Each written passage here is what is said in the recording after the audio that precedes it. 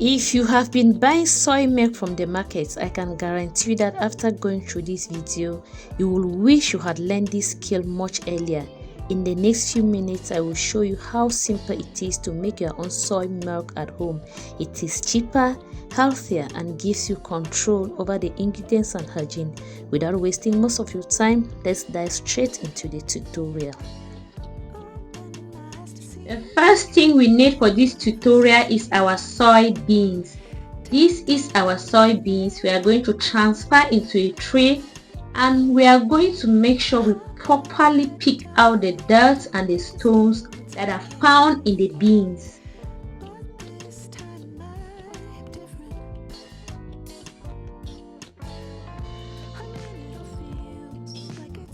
Our beans is well selected. You see how clean it is, right? And now we are going to proceed with the next step by properly washing our beans. Please, you have to wash as many times as you can depending on your beans. If your beans is too dirty, you have to wash it very well. Mine was not that dirty. I washed it for like 4 to 5 times. Wash, drain out the water, and you keep washing until the water is as clear as drinking water or the water you initially used. It should be very clean. Milk needs water that is clean, please. The washing state is very, very important. If you want your milk to come out white and clean and creamy, you have to make sure you wash it out very well, like what I'm doing in the video. Have you seen? Look at how clean the water is. So after washing, the next step is to transfer into a clean bucket. We are going to transfer into a clean bucket, and after transferring into a clean bucket, we are going to add water to it and we leave it for a minimum of 6 hours. We leave it for a minimum of 6 hours and then we proceed with the next step.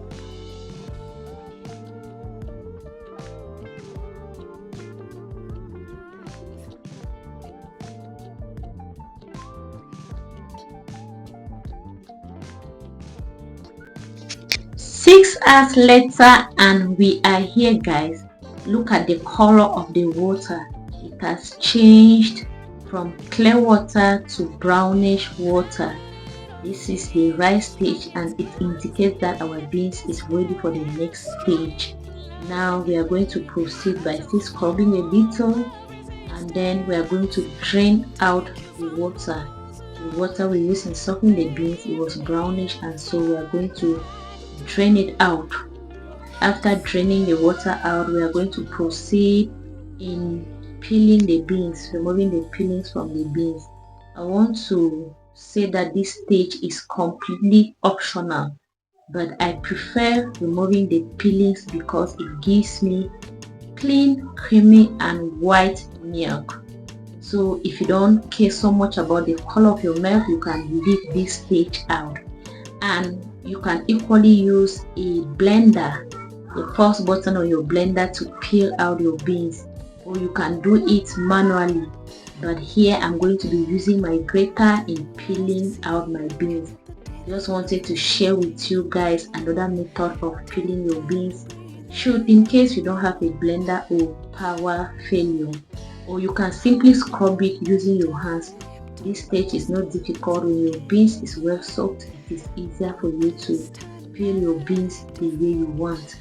Look at how easy it is, guys. It doesn't take that long. Our beans is ready, well peeled, and we are going to proceed with the next step, which is separating the peelings from the beans itself. We'll transfer the beans into the bowl and then we are going to add water. Make sure you add enough water, as this will make it easier for the peelings to float on the water. You scrub again, you scrub and scrub and scrub, and then you look for a bucket and a sieve and maybe a sieve holder, and you carefully drain out the water containing the peelings into the sieve. The sieve is going to trap the peelings while the water runs out. You can use the water as many times as you can until your beans is completely clean or separated from the peelings. We are going to continue with this process until we are done. If you have enough water or a tap beside you or in your home, you can just run this out. Run the water into the beans and then you pour out the water containing the peelings until your beans is completely separated from the chaffs.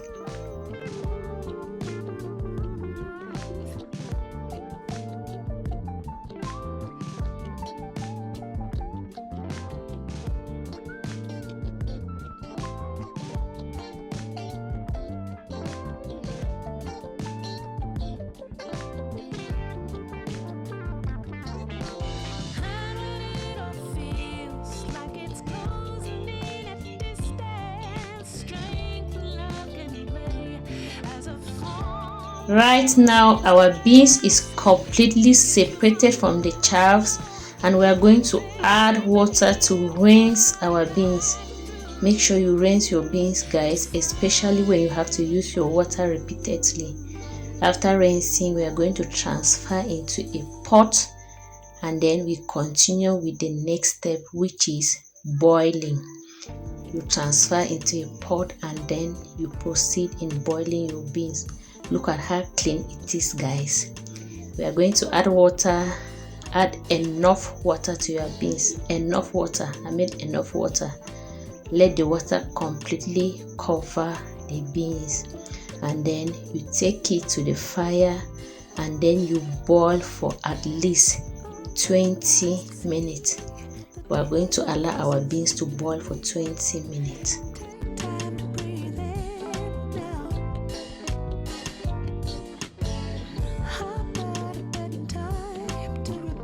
Our beans has been boiling for 20 minutes and it is ready. The quantity of water too has drastically reduced. We are going to add more water, cold water, to the beans, and then we are going to rinse it again. When you wash your beans so well, it gives you white and creamy, good looking milk. So we are separating and then we are going to take to the commercial grinders. I prefer to use the commercial grinders in milling my beans because I discovered that it gives me a smoother texture than my blender, probably because my blender is not good enough.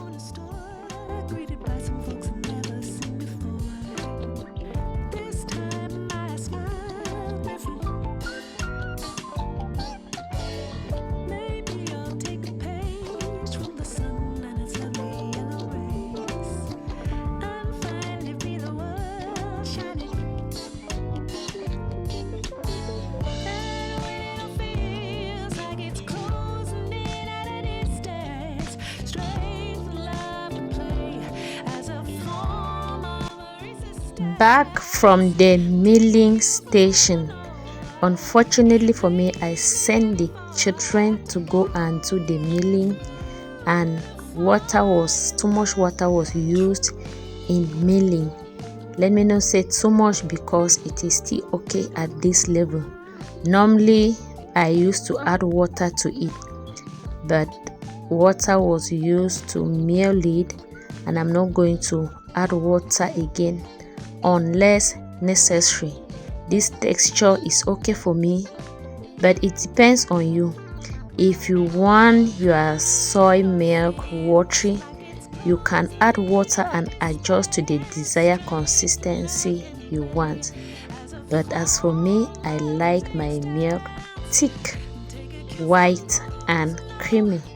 That's the reason I'm not going to add excess water unless necessary. This is the sieving process. We are sieving. Let me add water. In the course of sieving, it wasn't draining out, so I've decided to add water. You use your sieve, your normal sieve in the house. You use a cheesecloth, some people call it chiffon cloth, and then you insert it into the sieve. You carry your milk, put it inside, and you keep stirring like I am doing until the milk drains into the bucket, and then you hold and squeeze. Make sure your hands are very clean when you are doing this process. We are going to continue with the process like this until our milk is completely sieved. I repeat, you use a cheesecloth in sieving. This gives you a very smooth milk. It makes your milk very smooth and creamy. These chaffs, you can keep it to fry your how do they call it, soya beans balls. You can use it in frying your soya bean balls or to cook your food. It's still very rich and nutritive.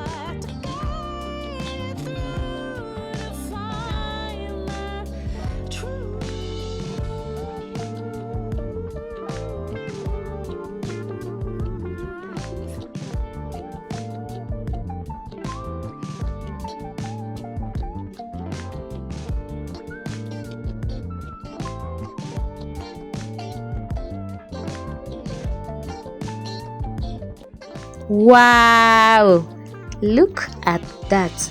Our milk is ready, guys. It is well sieved. Now we are going to proceed with the next step, which is boiling. Remember, during milling, water was added, so we have to boil again. We have to boil and pasteurize our milk to make sure that it is very safe for consumption. So we are going to leave it again to boil for the next 10 to 15 minutes, and then we proceed with the next step. Averagely 12 minutes, and then we are going to switch off our cooking gas. After switching off, we are going to leave it to cool down, and then we are going to continue. This is it. The temperature is okay, it has cooled down, and now we are going to continue with adding our flavor. This is vanilla flavor, guys, but I'm not going to use it, so I'm going to use milk flavor.